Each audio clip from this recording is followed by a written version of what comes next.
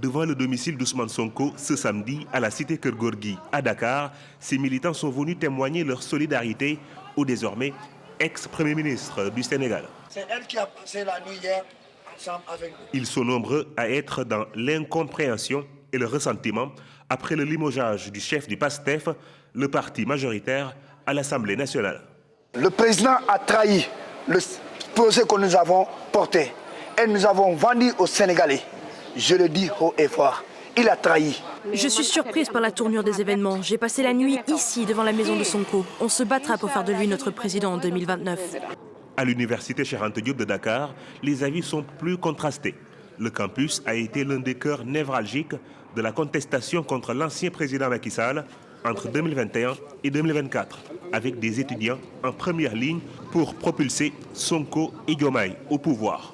Aujourd'hui, beaucoup d'entre eux sont désabusés. On n'est pas là pour défendre Sonko ni pour défendre Diomaye Faye.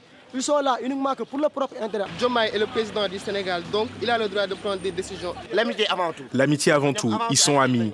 La politique ne devrait pas les diviser. Le Sénégal est plongé depuis ce vendredi dans la cohabitation politique.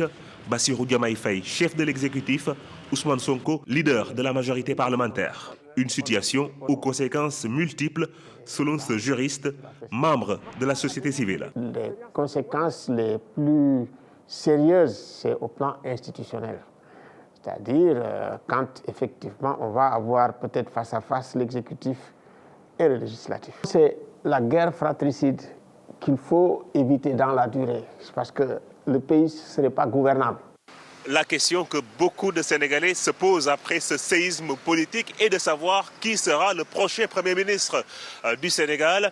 Ce samedi, aucune information n'a filtré pour l'heure du palais présidentiel sur l'identité du futur chef du gouvernement.